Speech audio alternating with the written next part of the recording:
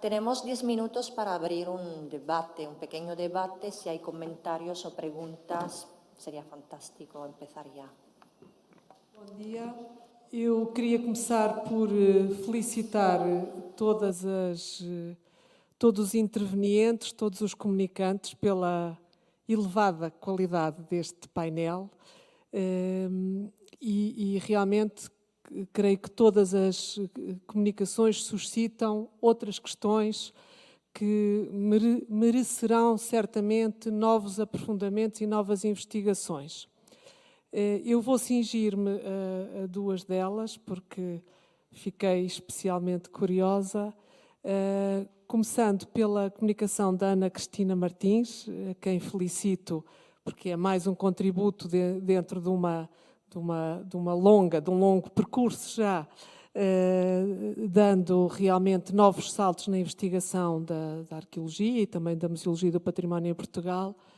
Neste caso tão interessante das exposições temporárias organizadas pelo recém-criado à época Museu Arqueológico do Carmo, e que é ainda hoje um dos nossos museus centenários mais queridos e especiais em Lisboa, a minha questão tem a ver com os visitantes destas exposições. Nós vimos a divulgação e até um certo marketing apelativo que o museu fez para cativar visitantes e com preços diferenciados e com, eu diria, dirigindo-se a grupos especiais do público. E neste gráfico final fiquei com dois tipos de dúvidas. Se é possível esclarecer que tipos de visitantes eram estes, se ficaram registros a esse respeito, e também se o museu nestes anos tinha, se a Ana Cristina encontrou esse registro, alguma relação ou alguma articulação com outros museus da cidade de Lisboa, em particular o museu que se estava a instalar também em Belém. A minha outra questão vai para a Ana Açor. Também apreciei muito a comunicação sobre um tema tão específico e interessante para o conhecimento da história e do passado dos profissionais de museus, num período tão específico como foi o da Segunda República em Espanha, e fiquei especialmente curiosa com o final. Vamos ter uma nova investigação sobre o papel das mulheres e a entrada das mulheres no mundo profissional dos museus em Espanha? Era a minha pergunta.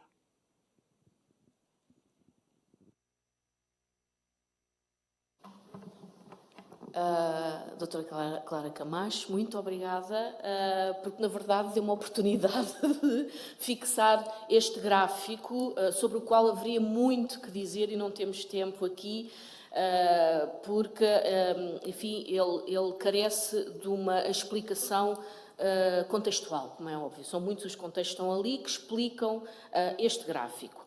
De facto, existem registros, até relativamente exaustivos, acerca dos visitantes. Portanto, aquela página que eu apresentei, assinada em primeiríssimo lugar pelo Manuel da Riaga, é um livro de visitantes daquela exposição, da exposição Aliciponense, especificamente, e de facto é um registro bastante exaustivo, e devo dizer que houve muito... Os visitantes eram ecléticos, de facto, mas o grosso, e até nos poderíamos surpreender, ou nem tanto, considerando o esforço que a Primeira República conferiu nessa área, há uma clara prevalência justamente de trabalhadores,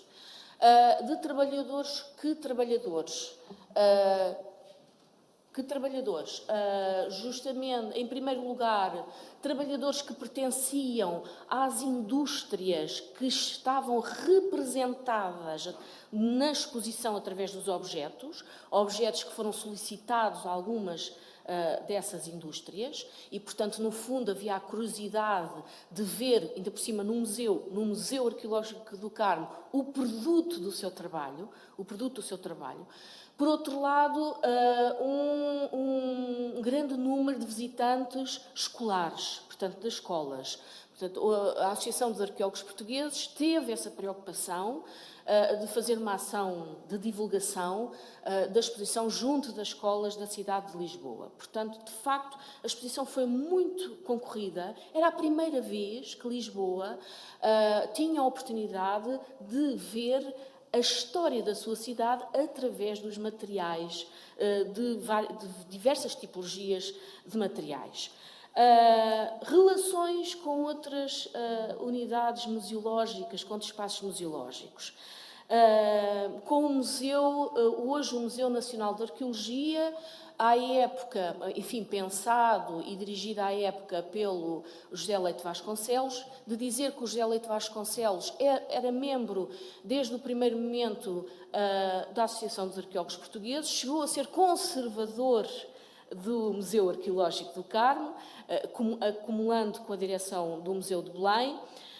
Houve alguma relação, mas estamos num momento em que as relações entre as duas instituições não são propriamente as melhores, porque há interesses coincidentes e há que não esquecer que neste momento, 1913, decorre um processo que chega ao Parlamento, um processo contra o José Leite Vasconcelos, e José Leite Vasconcelos, neste momento, entre 1912 e 1913, quando se está a preparar esta exposição, de facto está a braços com outros problemas, nomeadamente com uma acusação muito séria que lhe é lançada enquanto diretor do museu. Em todo o caso, referir que é a partir desta exposição Oliciponense de 1914 que no seio da associação é entendida como o verdadeiro museu da cidade, que se gera de forma muito mais firme e se vai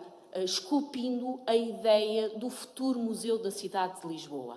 E não é casual que pouco depois, já nos anos 20, eu não falei disso propositadamente, enfim, por outras razões, que a Associação dos Arqueólogos Portugueses vai acolher no seu museu, no seu espaço museológico, o Museu da Cidade de Lisboa e que está na gênese daquele que é hoje o Museu de Lisboa, não é? Com peças, aliás, emprestadas. Essa exposição foi organizada também com peças emprestadas pela Câmara Municipal de Lisboa. Portanto, havia uma relação estreita, até porque muitos membros da Associação dos Arqueólogos Portugueses eram membros, por exemplo, eram vereadores da Câmara Municipal de Lisboa e eram membros de outras instituições culturais da cidade e não apenas. Muito obrigada. Bueno, puede ser, pero no sé si voy a sacar el tiempo para hacerlo.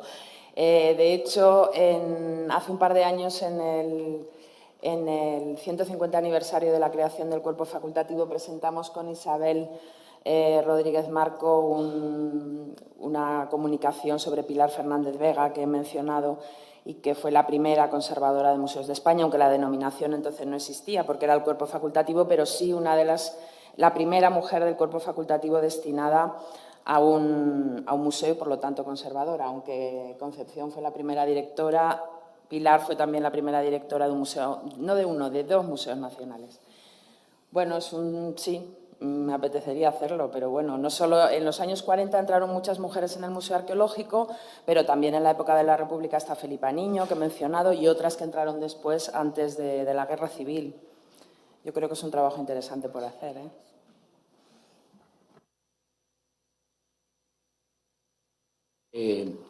Han terminado ya en el otro espacio donde están reunidos y estará, supongo que Rocío, esperando, pero si, no sé, hay una voz pedida, procura ser breve y vale.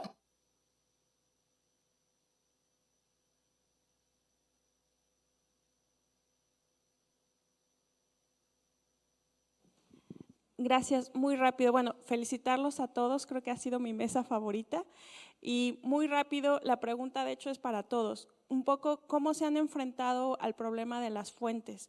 En México tenemos el problema de los archivos de los museos, que a veces no están desaparecidos, están en manos de particulares. Entonces, me gustaría que muy rápido cada uno de ustedes me digan cómo se han enfrentado a las fuentes, qué fuentes hay aquí, cómo las trabajan.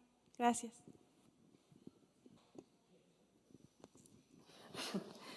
Bueno, mira, te contesto yo y luego si alguno de mis compañeros quiere continuar.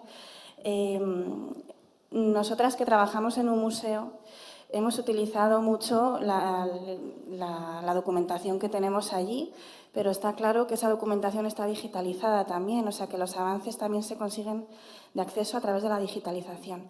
Por otro lado, hemos acudido a consultar el Archivo General de la Administración del Estado, donde hay mucha documentación. El acceso ahí es complicado, tienes que pasar horas y horas rebuscando hasta que encuentras algo. Luego, mucha información también se obtiene a través de la consulta de prensa digitalizada. Prensa que puedes obtener en las hemerotecas digitales. Imagino, pues si en el caso de que estudies algún asunto relacionado con España, la biblioteca digital de la Biblioteca Nacional de España es estupenda. En el caso del archivo de la Biblioteca de Francia, a través de gallica.fr también es una fuente, una vía para obtener fuentes de un modo muy práctico. Y bueno, eso es lo que te podemos decir nosotras. Solamente añadir que es cierto que, bueno, cada museo es un mundo, pero que, claro, lo que se conserva del archivo, por ejemplo, en nuestro caso, es fragmentario, hay lagunas. De determinados años se conserva muchísimo, pero luego hay lagunas. Y también surge la cuestión de cómo interpretar, ¿no? Lo que tenemos son oficios que se dirigen del museo al ministerio, o sea, al órgano gestor, ¿no?, del museo o decisorio. Y claro, tienes un poco que leer entre líneas realmente qué está diciendo, qué está pidiendo. Hay una labor de búsqueda del dato, pero luego hay una labor de interpretación y de poner en contexto todo aquello, porque también nos surgía, cuando lees escritos de miembros del patronato, claro, lo lees así, en plano, no te dicen nada en principio, porque no es personal que trabajaba en el museo, pero es que eran personas de una relevancia extraordinaria, de un peso específico en la cultura del momento o en la política del momento muy importante, con lo cual la contextualización de la documentación es fundamental.